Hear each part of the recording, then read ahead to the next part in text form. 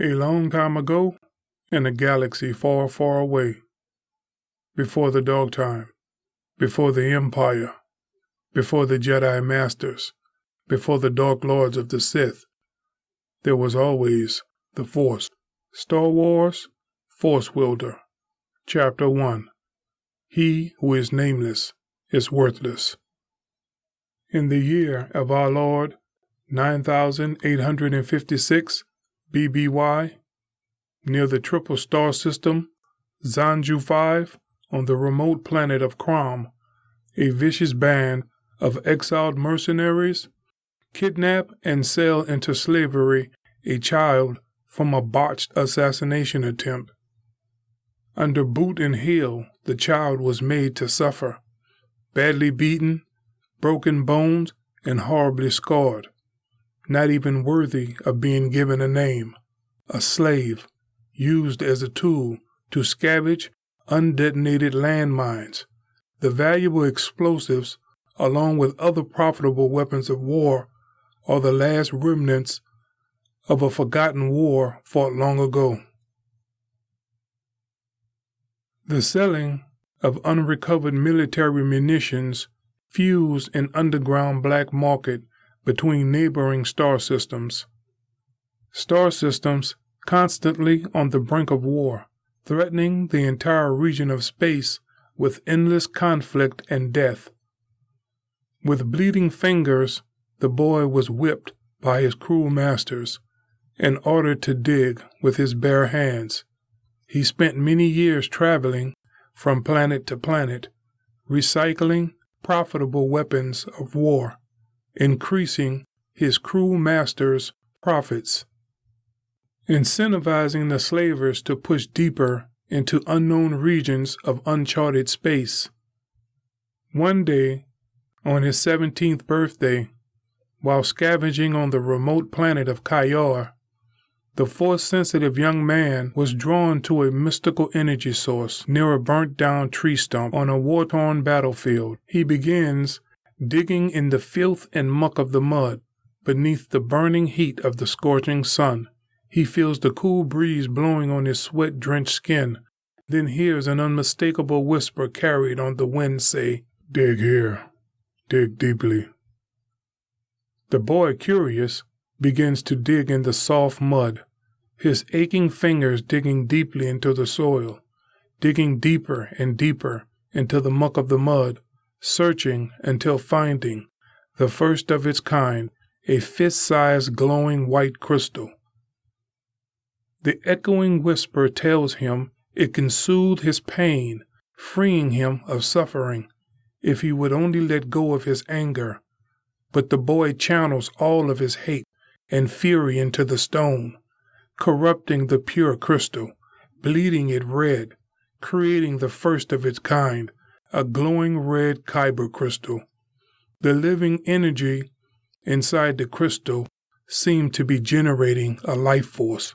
This mystical force of living energy bonds with the boy, igniting his consciousness, awakening a passion for freedom, the truth of his unknown identity, and a desire to exact revenge on the mercenaries who abducted and sold him into slavery. At the reach of day's end, the slaves gather together and stand in a straight line. As the guard approaches to collect the day's haul, the boy hears the whisper speak to him again and says, "Use the Force to suppress the guard's emotions. Control his thoughts with the Force. Use the Force to influence his actions, and the guard will obey your every command." As the guard approaches the boy, he makes eye contact with the guard, staring at him with soulless eyes, and says in a deep, commanding, hypnotic voice, "Take me to your captain at once.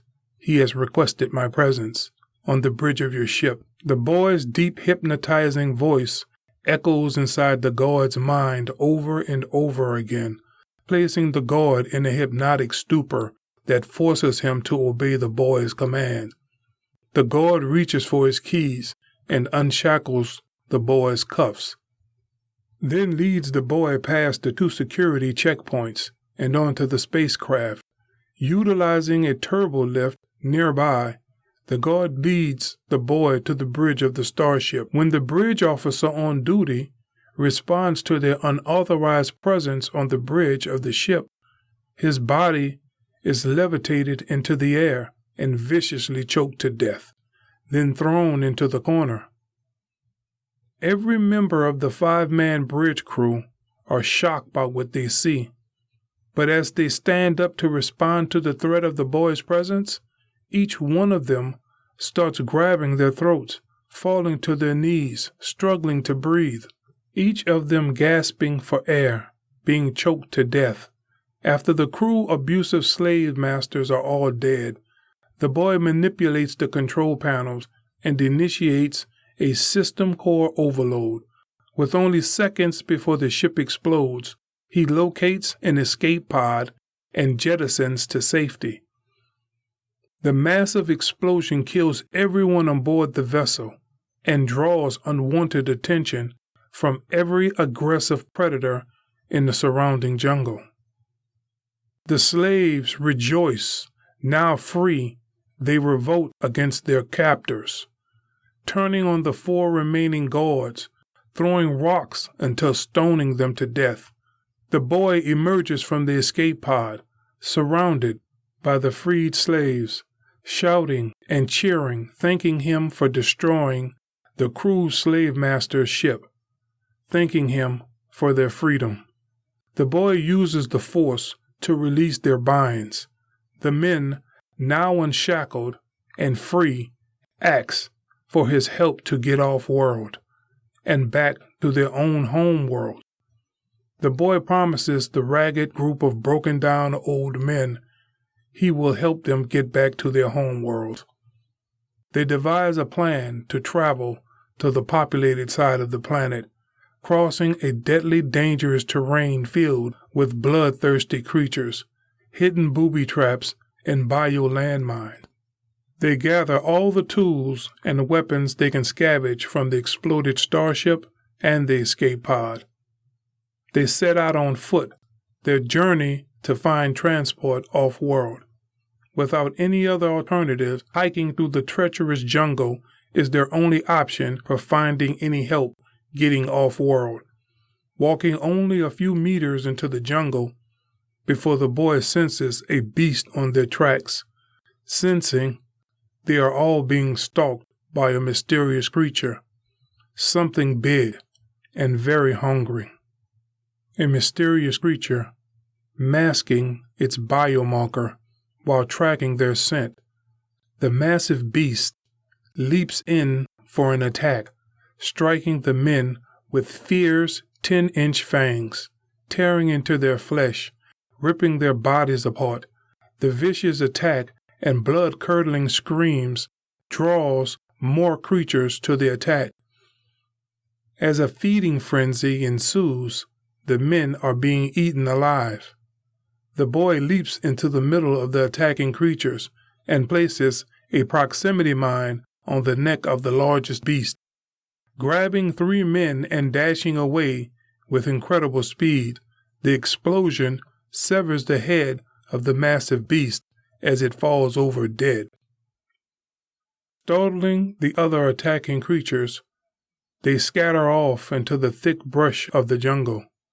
Safe from attack, the men gather their wounded as cries for help from the half-eaten men. Their painful pleas for aid echoes throughout the quiet jungle night. Desperate to help the men from bleeding to death, the boy takes the crystal from his pocket, clutching the glowing red stone, intensifying his connection to the Force, increasing his powers to sense out other life forms, stretching out with his feelings, searching for help, probing the vast unknown of the jungle until sensing another life force nearby. A powerful presence not far from the camp. He senses the life force of an ancient mystic seer. He tells the men before leaving the camp he's going to look for help. Using the Force the boy increases his speed, stamina, and endurance. He's running faster than sight, moving quicker than the blink of an eye, running through the jungle foliage, following an ancient trail leading to an old stoic village near a broken-down bridge.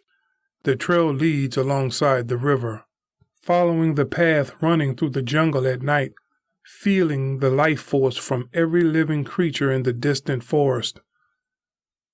The force guides the boy through the darkness of the night as he finds a hidden home of the mystic seer. He boldly enters the hut and sees an old woman standing by a roaring fire. She's fixated in a trance, staring into the blaze, whispering an ancient prayer over and over again. The old woman lifts her head, turns her staring gaze from the fire, and with an old, crackly, tired voice, asks, "Who are you? What do you want?" "I don't know who I am, but I need your help. I have wounded men not far from here, attacked by a beast from the darkness. Some of the men are hurt very badly. They need healing," the boy says. "And my payment?" the seer asks. "I have nothing of value to offer you. Please, the men are dying as we speak. Will you help us?" the boy asks. "I can sense the crystal's life force in your pocket. Let me have it as payment, and I will agree to help you," the seer says. "No, I cannot part with it. The crystal and I are one. It called to me, and we are bonded by the will of the Force," the boy says.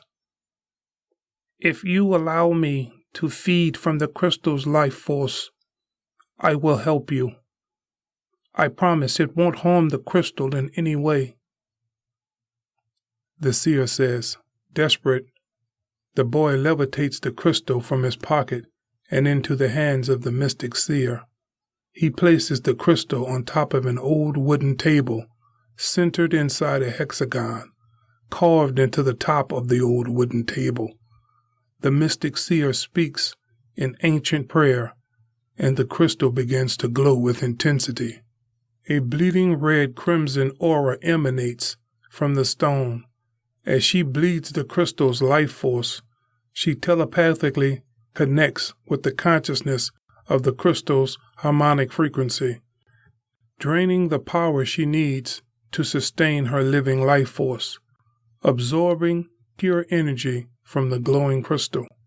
The mystic seer hums a low vibrational tune as the crystal's frequency resonates throughout her entire body, causing a cascade of regenerative growth, revitalizing her DNA sequence, de-aging her physical appearance, restoring her youth and beauty, her vitality and power.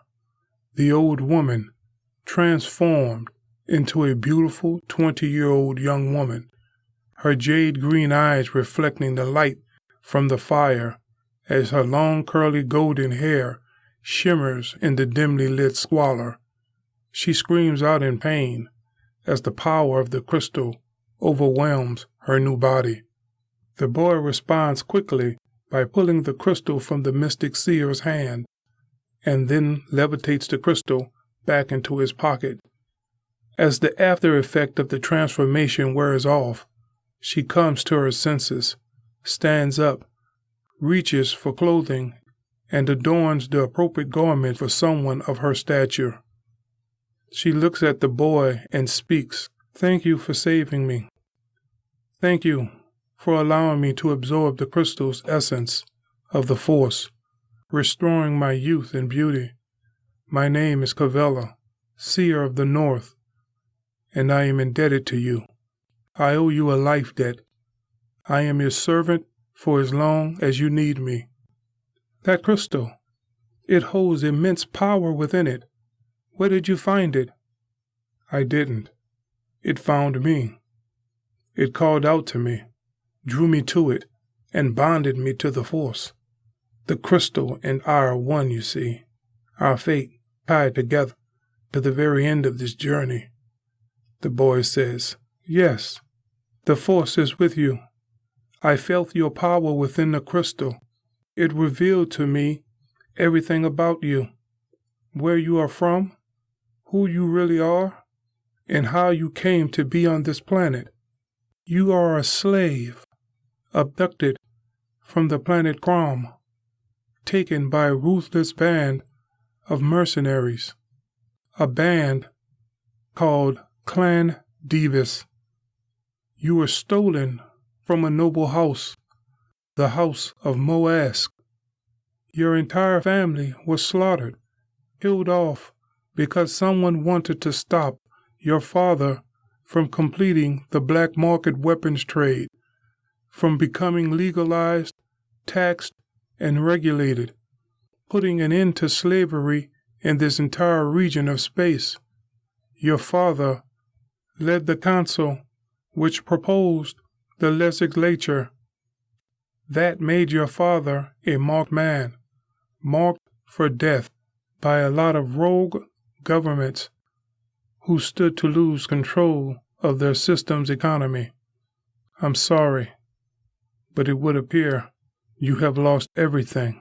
But nevertheless, the Force is with you. It has chosen you for a purpose, and that has got to mean something.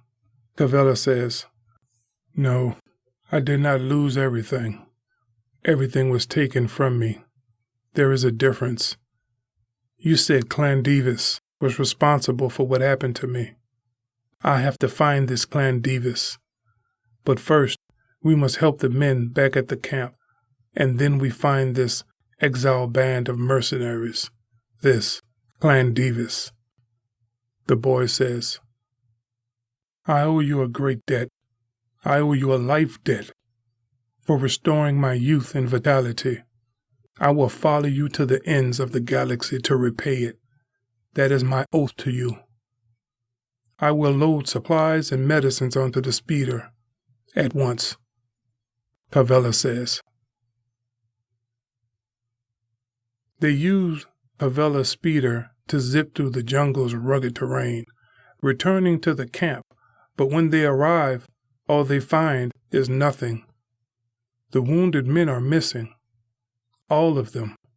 Gone. Almost 30 men seem to have vanished in the night. Use the Force, Cavella says. The boy agrees with Cavella and tries to meditate, seeking a vision to help find the location of the missing men. He kneels beside the campfire, closes his eyes, clears his mind, and focuses his thoughts on the group of missing men, seeing only darkness by the flickering flame of the campfire, until flashes appear inside his mind. Vivid images of past tense flood his consciousness. With his arms crossed and his legs folded, his body locked into a deep trance, meditating until his body levitates inches off of the jungle floor. When the visions stop, his body drifts back down to the floor. He snaps out of the trance and begins to speak. A dropship. I saw a dropship. I saw a dropship evacuate the men off-world. The dropship responded to the distress beacon from the escape pod I jettisoned. It's my fault. The slavers have been retaken. The men, they are all in grave danger. We have to go after them. Now. The boy says. Okay, this has turned into a rescue mission, and I know just the place where we can get a starship, but the pilots at this place will require payment. Cavella says. Just leave that part to me. I already have a plan. Trust me. The boy says. The two leave on the speeder, headed for the far side of the planet, seeking transport off-world. Hours later, they arrive at the Basin Guam spaceport, a gutter town owned by the black market. They leave Covella's speeder in front of this old tattered bar filled with galactic headhunters, smack dealers, and flesh traders. The two boldly walk into the tavern, filled with slavers, bounty hunters, mercenaries, gun runners, soldiers of fortune, and a vast array of scum and hooded villains. Covella stays by the front door as lookout, as the boy walks up to the bar and stares down the entire room of outlaws. With a look of hatred and disgust in his eyes, he shouts at the top of his lungs, silencing the entire room. He says, "I need a fast ship for a rescue mission. One of you will take me and my companion to our destination, and I will let the rest of you live," the boy shouts. The room explodes into laughter, nearly everyone pointing their finger at the skinny, almost scrawny 17-year-old boy demanding one of their starships, until the boy clutches the crystal inside of his pocket, intensifying his connection to the Force. His eyes begin to glow a fiery red-orange, and the laughter from the men suddenly turn into desperate, gurgling sounds of suffocating men being strangled to death. The men are desperately struggling to breathe, fighting for their lives. Some men fall over. Some roll onto the floor. Some drop down to their knees. But all of them clutching their throats, being strangled to death, struggling to breathe, fighting to catch one breath of air. As everyone in the entire bar is nearly choked to death, one man reluctantly raises his hand up, and the boy releases the rest of the men from the force choke. Every one of them is grabbing their throat, taking deep breaths of air, just trying to catch their breath again. "Who are you?" Covella asks as the man staggers to his feet. "My name is Carillion, captain of the infiltrator starship, and I want to live. My ship is fast, one of the fastest, and I'll take you and your companion anywhere you want to go in the galaxy. Just spare my life, and if possible, my ship." Captain Carillion says, "Wise choice, Carillion. Prepare your ship for immediate takeoff. We must leave at once," the boy says. "Wait, before we go, I have to know, who are you? What are you? Where do you come from? What's your name?" Captain Carillion asks. The boy turns around and stares at the crowd of cowering men in the bar and says, "My name is Moaz Divas."